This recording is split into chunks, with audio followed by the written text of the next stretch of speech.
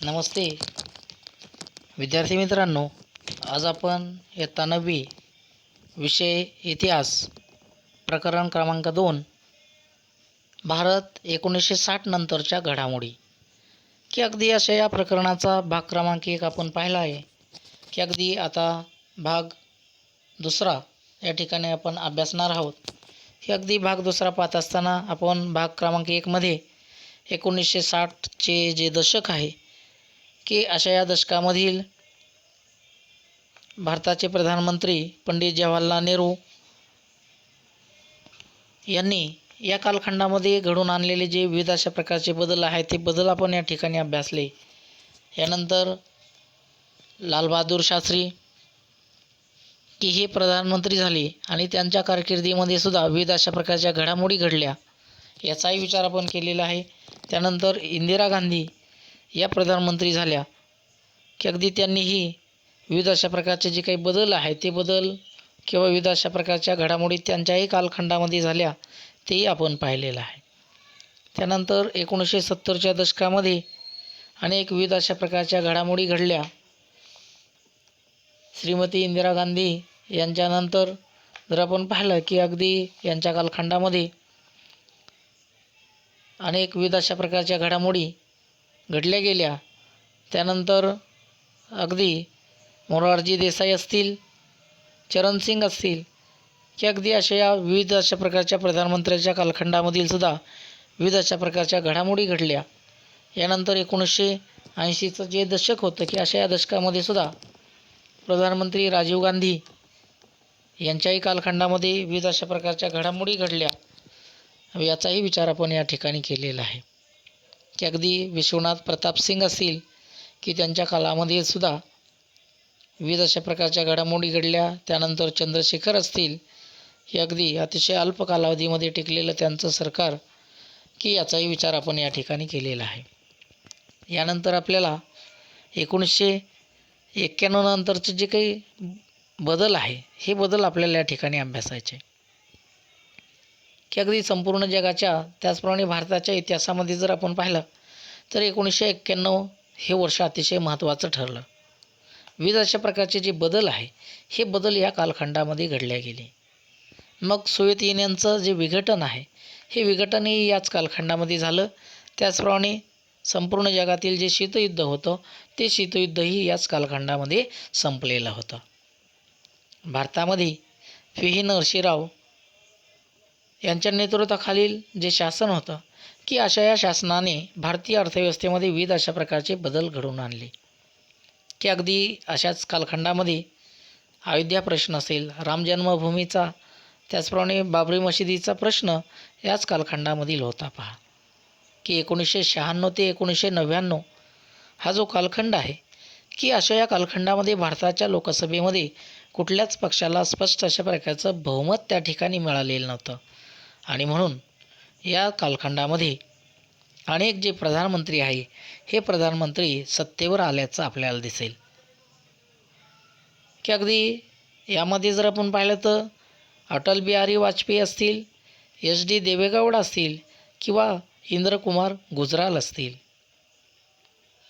की अगदी 1999मध्ये भारतीय जनता पक्षाच्या नेतृत्वाखालील राष्ट्रीय लोकशाहीचं जे आघाडी सरकार होतं तर हे आघाडी सरकार अस्तित्वात आलं आणि अटल बिहारी वाजपेयी हे भारताचे पंतप्रधान झाले. की अगदी अटल बिहारी वाजपेयी यांनी पाकिस्तानबरोबर संवाद साधण्याचा अनेकदा प्रयत्न केला परंतु त्यामध्ये यश आलं नाही. 1998मध्ये भारताने काही अणुचाचण्या केल्या आणि स्वतःला अण्वस्त्रधारी राष्ट्र म्हणून त्या ठिकाणी घोषित करण्याचा प्रयत्न केला. 1999मध्ये कारगिल क्षेत्रामध्ये भारत आणि पाकिस्तान यांच्यामध्ये काश्मीर प्रश्नावरून युद्ध झालं आणि अशा या युद्धामध्ये भारताने पाकिस्तानचा पराभव केलेला आहे. की अगदी यानंतर भारतीय अर्थव्यवस्था ही अगदी भारतीय अर्थव्यवस्था जर आपण पाहिली तर अर्थव्यवस्थेचं आधुनिकीकरण, आर्थिक स्वावलंबन आणि सामाजिक न्यायासह समाजवादी अशा प्रकारची समाजरचना ही भारताच्या स्वातंत्र्यापासूनच भारतीय अर्थव्यवस्थेची वैशिष्ट्ये आपल्याला सांगता येईल. की भारताला उद्योग उभारून आधुनिकीकरण आणि स्वावलंबन प्राप्त करायचं होतं आणि त्यामुळं विविध अशा प्रकारचं नियोजन या ठिकाणी केलं गेलं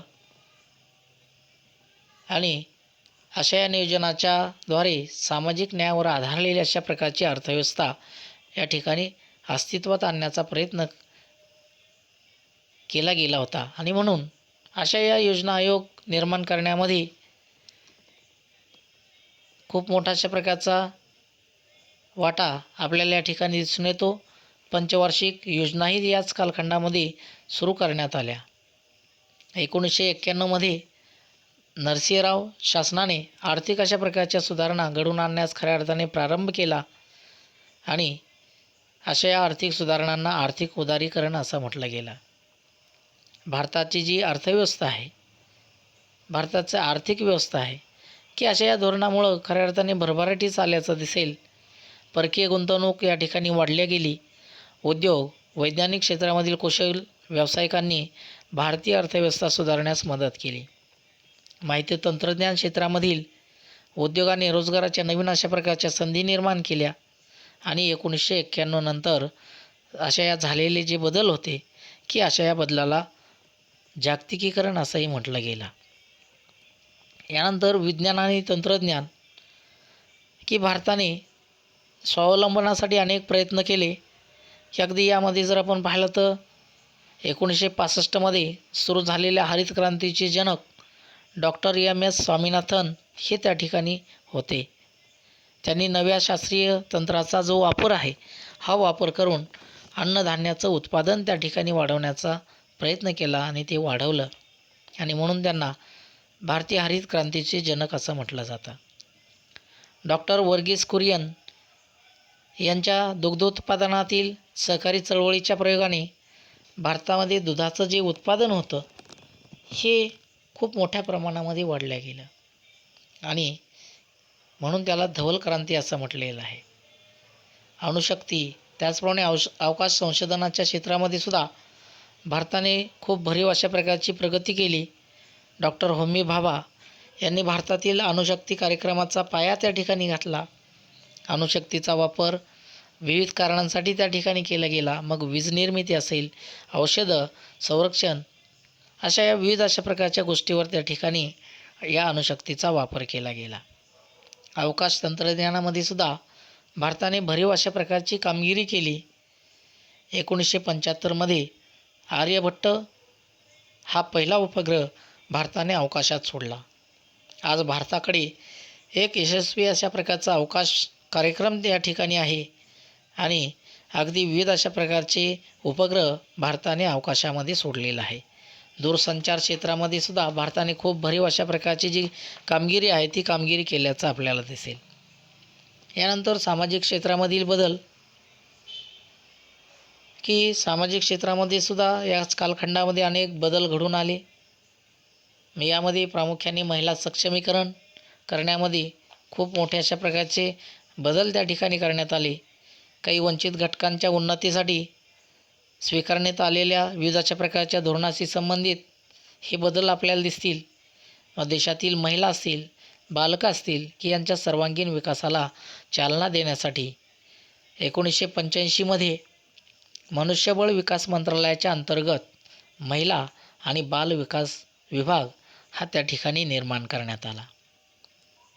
स्त्रियांना सामाजिक न्यायाची हमी मिळावी, त्याचप्रमाणे योजनांच्या कार्यवाहीस मदत व्हावी म्हणून असे विविध अशा प्रकारचे कायदे त्या ठिकाणी करण्यात आले. मग अशा या कायद्यामध्ये प्रामुख्याने जर आपण पाहिलं तर हुंडा प्रतिबंध कायदा असेल, समान वेतन कायदा असेल की अशा या कायद्यांचा सुद्धा प्रामुख्याने समावेश आपल्याला सांगता येईल.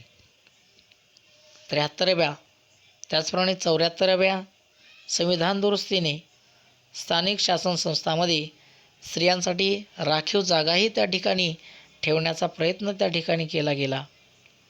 संविधानकारांना तर असं वाटत होतं की जातीव्यवस्थेमुळे भारतीय समाजामधील काही जे समाज घटक आहे की अशा या समाज घटकांना सन्मान आणि समान संधीपासून वंचित राहावं लागतं आणि अशा प्रकारच्या या समस्येवर उपाय शोधण्यासाठी 1953मध्ये काकासाहेब कालेलकर हा जो काही आयोग आहे हा आयोग त्या ठिकाणी स्थापन करण्यात आला. 1978मध्ये बी पी मंडल यांच्या अध्यक्षतेखाली मागासवर्गीय समस्याचा विचार करण्यासाठी दुसरा एक आयोग त्या ठिकाणी तयार करण्यात आला. विविध अशा प्रकारच्या सेवा आणि संस्थांमध्ये मागास समाज घटकांना योग्य अशा प्रकारचं प्रतिनिधित्व त्या ठिकाणी उपलब्ध करून देण्यासाठी आरक्षणासारखं धोरण या ठिकाणी स्वीकारलं गेलं. मग अनुसूचित जाती असतील, अनुसूचित जमाती असतील की अशा या समाज घटकांना उच्चवर्णीयांची भीती त्या ठिकाणी वाटत होते. हिंसा असेल, दडपशाही यांच्यापासून मुक्त राहून प्रतिष्ठेने त्याचप्रमाणे आत्मसन्मानाने जगता यावं आणि म्हणून 1989मध्ये शासनाने अत्याचार विरोधी अशा प्रकारचा कायदा संमत केला गेला की ज्याला आपण ॲट्रॉसिटी असं म्हणतो. म्हणजेच असे विविध अशा प्रकारचे सामाजिक क्षेत्रामधील सुद्धा हे जे बदल आहे हे बदल आपल्याला त्या ठिकाणी सांगता येते. यानंतर जागतिकीकरण की जागतिकीकरणामुळं संपूर्णपणे अर्थकारण बदललं गेलं, राजकारण बदललं गेलं, विज्ञान तंत्रज्ञानामध्ये अनेक बदल झाले, समाज आणि संस्कृती अशा विविध अशा प्रकारच्या क्षेत्रामध्ये अनेक बदल घडून त्या ठिकाणी आले. आणि मग असे हे जे काही बदल आहे हे बदल आत्तापर्यंत आपण पाहिले की जागतिक पातळीवर जर आपण पाहिलं तर अनेक क्षेत्रामध्ये एक महत्त्वाचा अशा प्रकारचा देश म्हणून भारत या ठिकाणी उदयाला आला. मग G20 यासारख्या आंतरराष्ट्रीय संघटनेचा भारत एक सदस्य बनला. ब्रिक्ससारख्या संघटनेचाही तो एक सदस्य बनला गेला. मग अशा या ब्रिक्स संघटनेमध्ये Brazil, Russia, India, China, south Africa अशा विविध अशा प्रकारच्या राष्ट्रांचा समावेश होता. म्हणजेच एकंदरीत जर आपण पाहिलं तर आंतरराष्ट्रीय पातळीवर सुद्धा भारत आता हा या ठिकाणी विविध अशा प्रकारच्या संघटनांचा सदस्य बनत चाललेला होता.